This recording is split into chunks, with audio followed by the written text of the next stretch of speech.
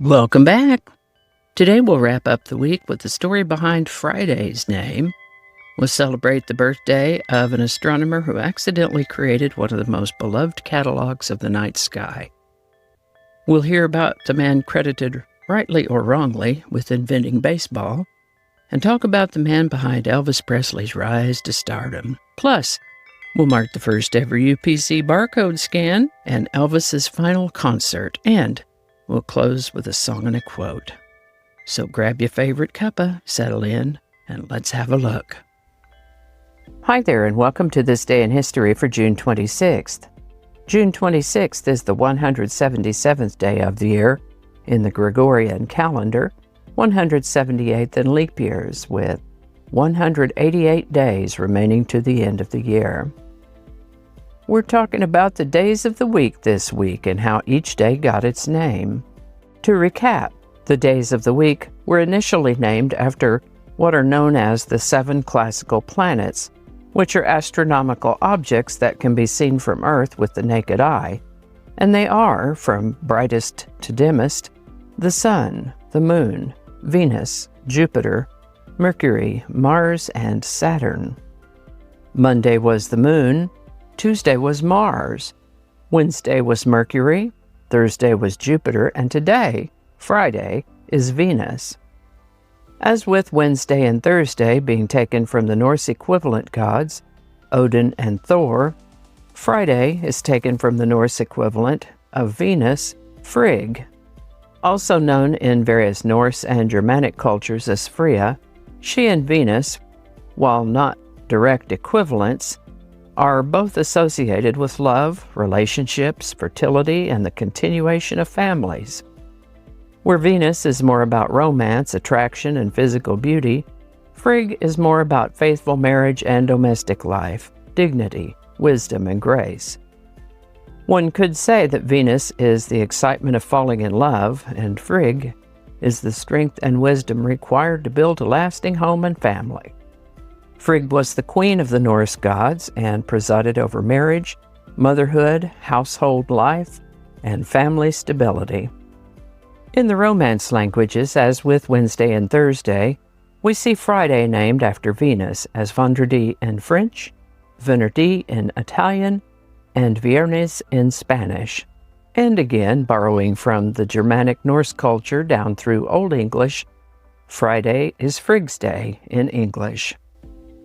Thanks again to Ma from the Cove for suggesting the days of the week. And remember, we'll have reruns over the weekend, so we'll finish up with Saturday and Sunday next week. And I know you don't want to miss those. And with that, this is the birthday of French astronomer and academic Charles Messier, born June 26, 1730. He became interested in astronomy with the appearance of the Great Six-Tailed Comet in 1744, when he will have been about 14 years old, and by an annular solar eclipse visible from his hometown on July 25, 1748. In 1751, when Charles will have been about 21 years old, he went to work for Joseph Nicolas Delisle, who was the astronomer of the French Navy. Mr. Delisle told Charles to keep careful records of his observations, an instruction he followed closely.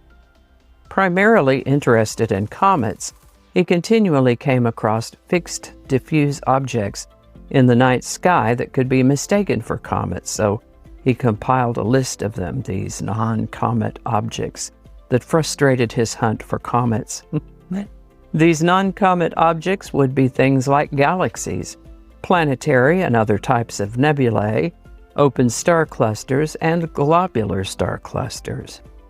The first version of Messier's catalog was published in 1774 and contained 45 objects. Several updates later, Messier designated objects M1 through M110 are still observed by professional and amateur astronomers today, and their relative brightness makes them popular objects in the amateur astronomical community. This image, for example, is a compilation of all 110 Messier objects and was compiled by an amateur astronomer. It's this list that's known as the Messier Catalog, and it's one of the most famous lists of astronomical objects. Many Messier objects are still referred to by their Messier number. Charles Messier lived to the age of 86. This is the birthday of Abner Doubleday, born June 26, 1819. He was a Union Major General in the American War between the states and lived to the age of 73. In 1908, though, 15 years after his death, he was declared by the Mills Commission to have invented the game of baseball. Whether this is entirely accurate or not, his name is forever linked to America's game. Doubleday Field, for example, is a baseball stadium named after him in Cooperstown, New York. The annual Hall of Fame game, an exhibition game between two major league teams, played at Doubleday Field each year from 1940 to 2008, and the Hall of Fame Classic since 2009. A number of other baseball entities, ball fields, and monuments are named in his honor. Abner Doubleday. This is the birthday of Colonel Tom Parker, born June 26, 1909. Born Andreas Cornelis van Kuyk in the Netherlands, he tried several times to come to America as a youth and was finally successful, arriving when he was 20 years old. He adopted a new name when he joined the U.S. Army. After the Army, he worked odd jobs and various jobs with carnivals. In 1938, he began working as a talent promoter and did reasonably well at it. When his talent wanted him to move to Nashville, he declined, choosing instead to live in Florida with his wife, and went to work for a local animal shelter, the Hillsborough County Humane Society. You know, those animal welfare societies are always needing money, so he went to Nashville to recruit celebrities to perform at his charity events, thereby getting back into the music promotion business. He received an honorary title of colonel from Louisiana in 1948 for helping Governor Jimmy Davis in his election campaign. Not an actual military colonel at all, of course, but an honorary title, and he used that appellation for the rest of his life, becoming known as the Colonel. Colonel Tom had heard about the young singer Elvis Presley in 1955. He certainly recognized the talent and potential of this young star and really wrangled to be involved in Elvis's career arc. He became Elvis's exclusive representative in 1956. Elvis would later say of Colonel Tom, "I don't think I would have ever been huge if it wasn't for him. He's a brilliant man." Colonel Tom got Elvis some great contracts, sold Elvis merch, got him in movies. When Elvis was drafted, Colonel Tom worked behind the scenes to keep Elvis's name front and center of the American public. Through rise and fall, good times and bad, Colonel Tom was there. And when Elvis died unexpectedly in 1977, Colonel Tom arranged for licensing of Elvis merch to support himself and the estate. Colonel Tom experienced legal difficulties, lawsuits and countersuits, and gambling debts, all of which he overcame. Of course, there is quite a bit more about Colonel Tom Parker, but I think that's enough. Colonel Tom Parker lived to the age of 87. On June 26, 1974, a universal product code was scanned for the first time to sell a package of Wrigley's chewing gum at the Marsh Supermarket in Troy, Ohio. Elvis Presley held his final concert on June 26, 1977, in Indianapolis, Indiana. Nobody could have guessed that it would be his last one. He passed away just under 2 months later on August 16, 1977. So, in honor of Elvis's last concert and Colonel Tom, let's talk about one of Elvis Presley's songs. It looks like the list of songs recorded by Elvis Presley numbers up in the range of about 700 to 800. This includes songs that were recorded from the 1950s to his death in 1977, so a little over 20 years. Some of them will have been recorded live, some in the studio, and we're not even counting the ones where he made a cameo and just sang a line or two, or rumored recordings that have been lost for whatever reason. From what I could find, the singles he recorded and released as records numbered about 117, plus 24 singles that were released posthumously.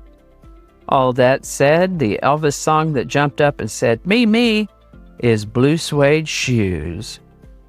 Blue Suede Shoes was written and first recorded by Carl Perkins in January of 1955 in rockabilly style. Elvis recorded it the following year in 1956.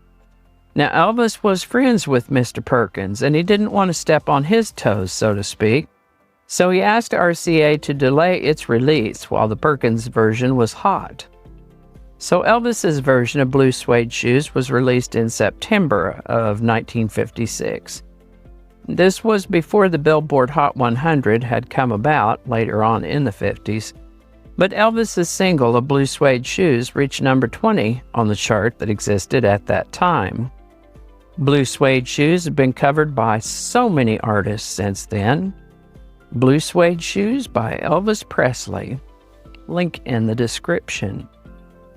How about that? In thinking about today's topics, I looked for quotes about beauty, motherhood, Friday, space, baseball, mentorship, and found some good ones, several of which we've already had as quote of the day.